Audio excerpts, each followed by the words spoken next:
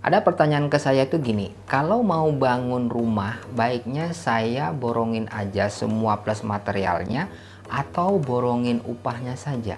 Atau saya bayar upah tenaga harian saja? Nah, ini pertanyaan yang sangat menarik. Jadi, singkat cerita, ada teman rencana tuh bangun rumah, tapi dia sangat sibuk dan rumah yang akan dia bangun itu beda kota dengan tempat dia bekerja sekarang.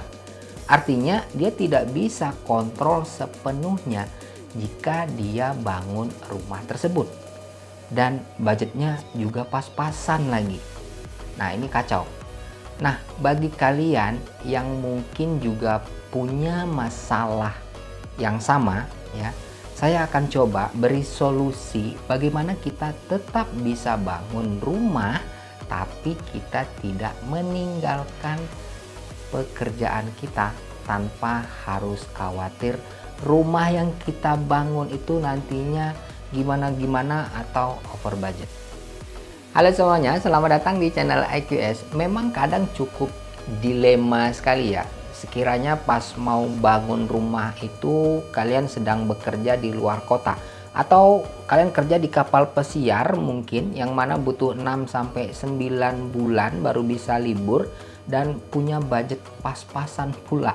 Dan tentunya tidak ada waktu untuk repot sana sini urus ini itu.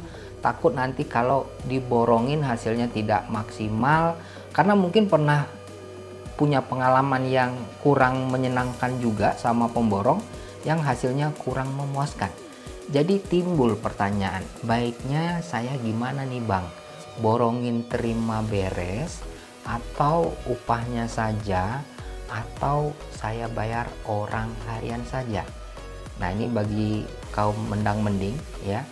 Kalian simak video ini sampai tuntas.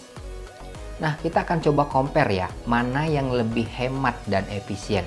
Apakah menggunakan tenaga harian lebih hemat dibandingkan dengan upah borongan atau lebih hemat borongin semua plus material terima beres, dan apa saja kekurangannya dan kelebihannya. Jadi gini ngitungnya. Misal kalian mau bangun rumah luas 60 meter persegi. Ya, waktu pengerjaan kurang lebih 4 bulan. Hitungan kasar ya. Yang pertama, kita hitung dengan metode tenaga tukang harian dulu ya. Jadi misalkan tukang 4 orang dikali 160.000 per hari ya. Ini totalnya 640.000 per hari.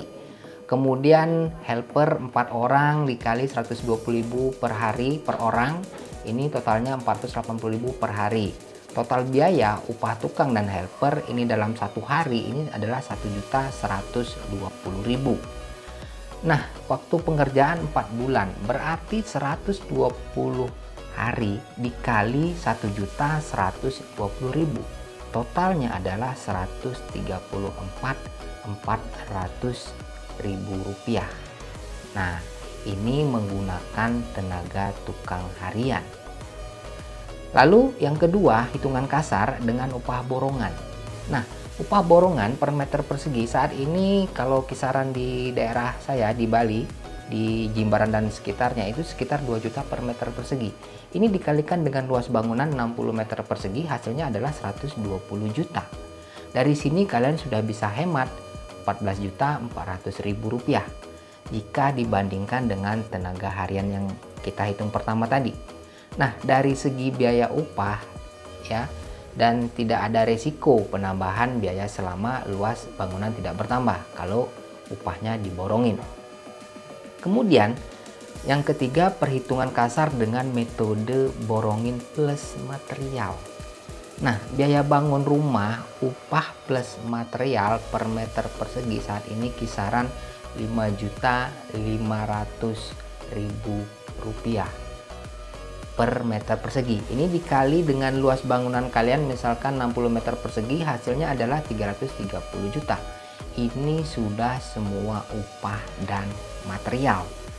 Perbandingannya kalau borongan plus material 330 juta ya. Jika kalian ingin dikerjakan dengan tenaga tukang harian saja kira-kira 330 juta ini dikurangin upah tenaga harian 134.400.000 Rp195.000 tadi totalnya, ini adalah Rp195.600.000. Nah, ini cukup nggak buat beli bahan sisanya ini? Nah, ini kalian yang harus hitung dan pikirkan lagi dengan matang-matang. Lalu, kalau perbandingannya dengan upah borongan 330 juta, ya, ini kan 330 juta ini kan upah plus bahan. Dikurangi 120 juta untuk borongannya saja, masih sisa ada 210 juta. Apakah juga ini cukup buat beli materialnya saja? Jadi sebelum saya kasih kesimpulannya gimana, sebenarnya mau dikerjakan dengan metode tenaga tukang harian, material kita beli sendiri, juga tidak masalah sebenarnya. Pasalnya kalau hitungannya kita tadi dengan metode tukang harian 4 orang, kemudian helper 4 orang, ya, per hari ya.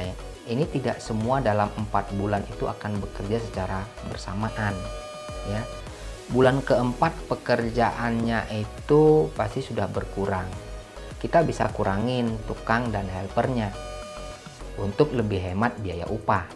Lalu untuk material, kalau kalian bisa mendapatkan harga material yang lebih murah, harusnya bisa berhemat ya.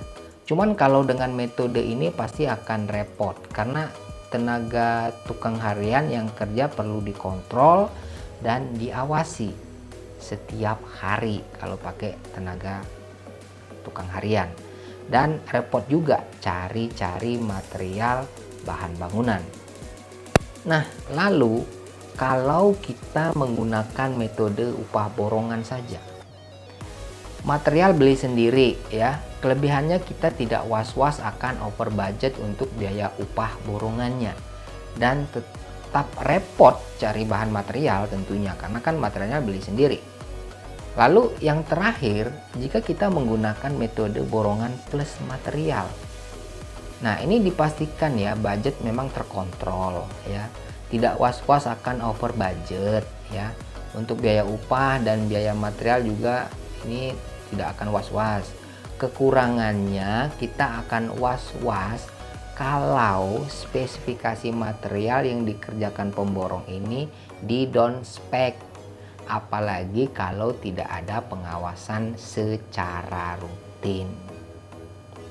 Nah, jadi intinya ya, mau pakai tenaga tukang harian atau upah borongan yang keduanya ini material beli sendiri, atau maupun borongan plus material ya, pekerjaannya itu harus tetap dikontrol dan diawasi untuk memastikan setiap pekerjaan yang dikerjakan itu dilakukan dengan benar dan dengan spesifikasi material yang sesuai.